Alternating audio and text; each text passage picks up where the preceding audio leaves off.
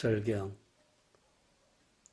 다시금 진흙탕에 바위덩이가 처박히는 듯한 소리가 났다.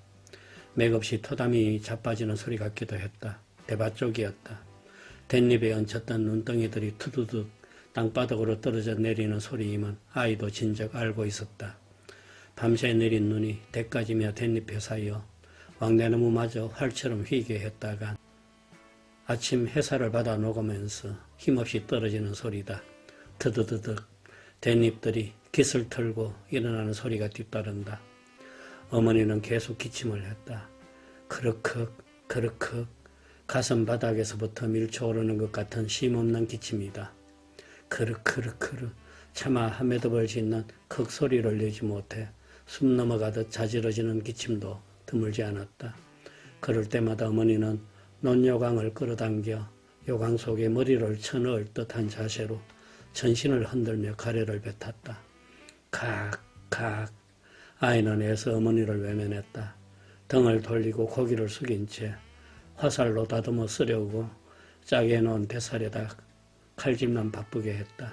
활은 어제 만들었다. 여러 군데 이가 빠진 연필깎이 칼이라 좀채 대껍질이 잘 벗겨지질 않는다.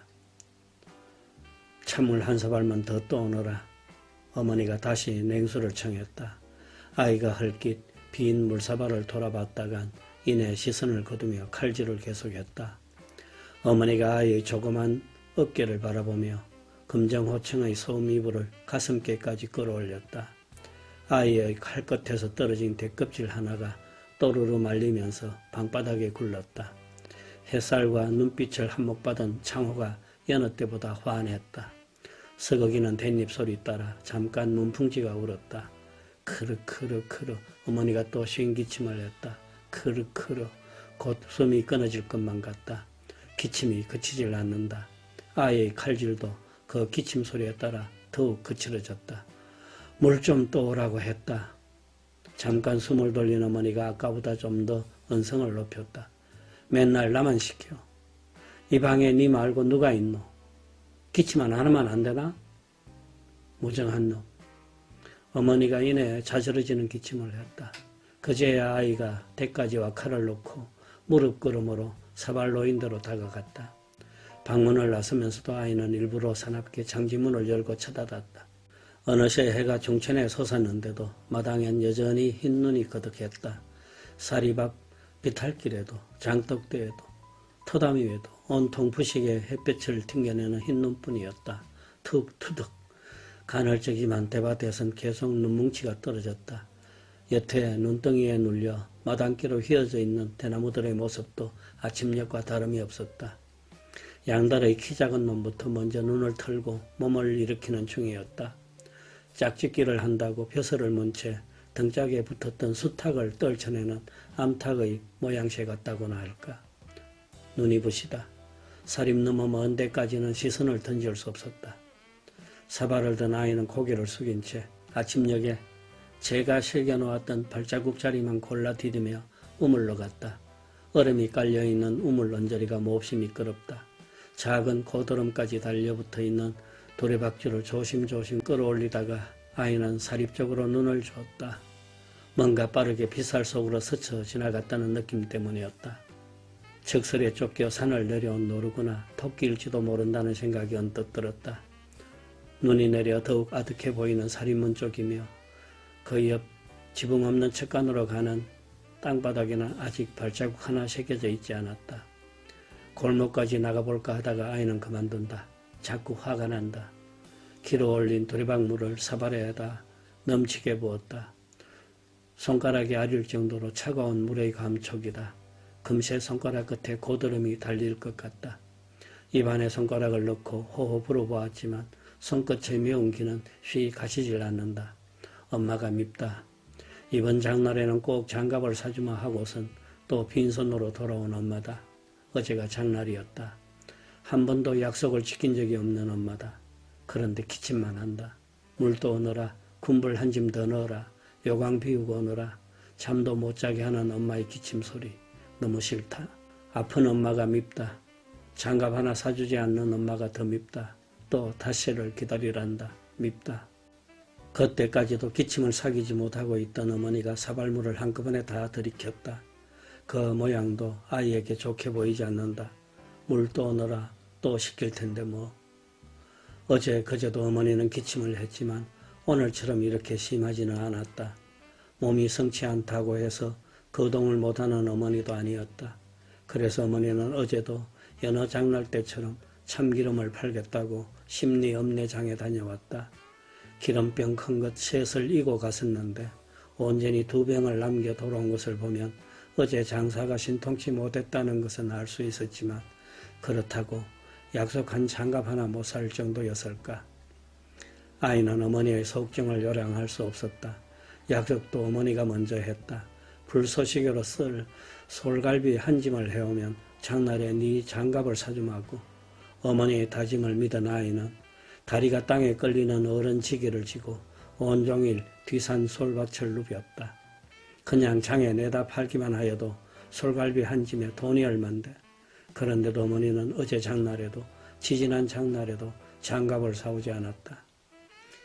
기름도가에 기름 줄 돈도 없는데 어째 네 장갑을 사겠노? 아침에 어머니는 간신히 찬밥 몇술을 떴지만 아이는 숟가락에 손도 대지 않았다. 배고픈 만큼 어머니에 대한 미운정이 컸다. 거기 약봉지 좀 더. 힘겹게 어머니가 말했다. 기침이 있기 훨씬 이전부터 어머니는 배가 아팠다. 자다가도 일어나 끙끙 앓는 소리를 냈다. 이불을 껴안은 채 방바닥을 구르기도 했다. 참을 수 없이 속이 아플 나치면 어머니는 소다 가루를 먹었다. 투병알이 많지 희디흰 소다 가루를 들이키면 조금 통증이 가셨으니 용한 약이기도 했다. 돈 없다 하면서 어째 약은 맨날 사먹노?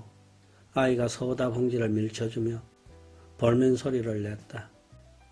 저것이 언제 철이 들어서 애미 속을 알겠노? 쯧쯧. 어머니가 혀를 찼다. 그 순간 아이가 흠칫 어깨를 떨었다. 대사를 벗기던 칼날이 어느 틈엔가 왼손 검지 끝을 스친 때문이었다. 손가락 끝에는 이내 파달 같은 핏방울이 맺혔다. 순간 아이는 핏방울이 참 예쁘다는 생각을 해본다. 어머니가 눈치채지 못하게 바지에다 피를 훔치고 엄지 끝으로 상처 자리를 꼭 눌렀다. 눈덩이 떨어지는 소리가 났다. 후두두둑. 대까지들이 일어나고 있었다. 핑. 대나무 속살 터지는 소리도 뒤따랐다. 어머니가 기침을 했다. 뱃속의 모든 것이 한꺼번에 목구멍으로 올라오는 듯 끄끄 숨 막히는 소리를 냈다. 요강. 마침내 어머니가 토악질을 시작했다. 벌써 2번째였다. 악취가 방 안에 진동했다. 아이는 상체를 더 깊이 숙였다. 먹은 것이 없는데도 속이 울렁거렸다. 어머니의 토악질은 아까보다 훨씬 오래 계속되었다. 얼마를 지났을까? 어머니가 가쁜 숨을 내쉬며 아이에게 말했다. 요강 좀 비워다오. 아이가 어머니를 돌아봤다. 시선을 천장에 둔 채 벽에 등을 기대고 앉은 어머니가 심하게 헐떡이고 있었다. 아이가 요강을 봤다. 어린애 머리통만한 눈요강. 반들거리는 요강에 어머니의 토사물이 넘칠 듯 가득 차 있었다. 주둥이 가장자리에도 온통 가래침과 오물이 묻어 있었다. 어머니가 허공을 보며 다시 말했다. 요강 좀. 아이는 요강에서 시선을 떼고서도 제 역겨움을 못 이겨 이빨을 악다물고 있던 참이었다. 단호히 고개를 저었다. 싫어. 이 애미는 편석거정 가질 못한다. 어머니가 힘겹게 손을 내줬다. 애야 한번. 아이로서도 차마 더럽다는 말은 입에 올릴 수 없었다. 애야.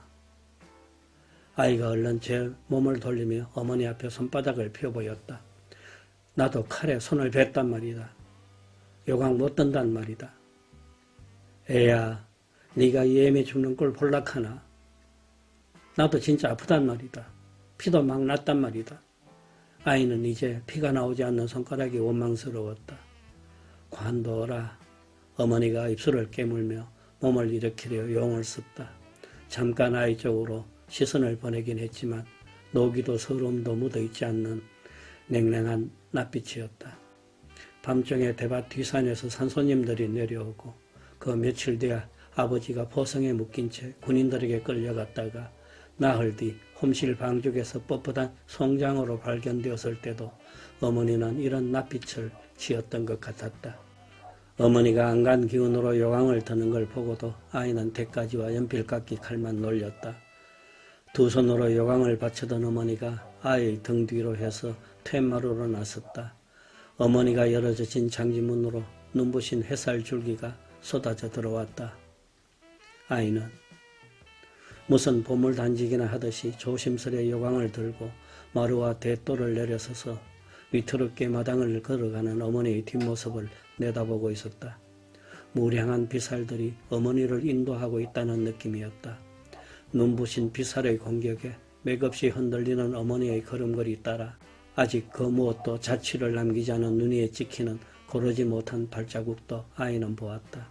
쓰러질 듯 하면서도 어머니는 용케 요강을 떨어뜨리지 않았다.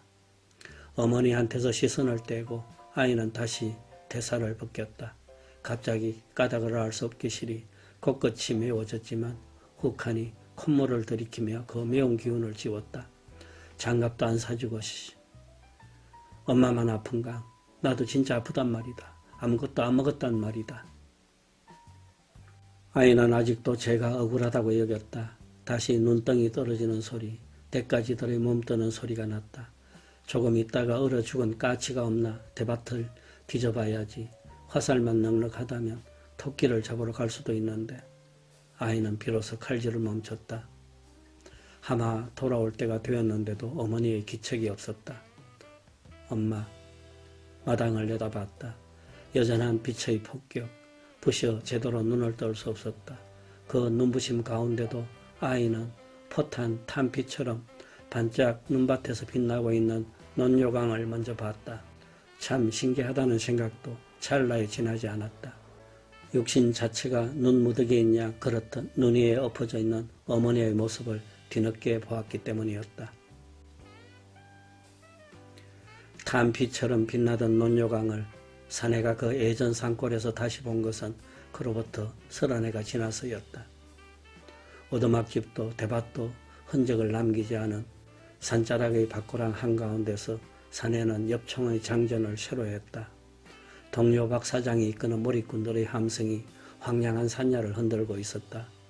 허물어진 토담 너머의 눈밭에 엎드린 채 어눌하게 주위를 살피고 있는 한 마리 노루를 발견한 것은 바로 그때였다. 사내는 더욱 제 몸을 낮추며 노루를 향해 천천히 총신을 뻗었다. 한쪽 눈을 감은 채 조준선 끝으로 떠오르는 노루를 응시했다. 방아쇠에 건 손가락에 힘을 더하다가 한순간 호흡을 끊었다.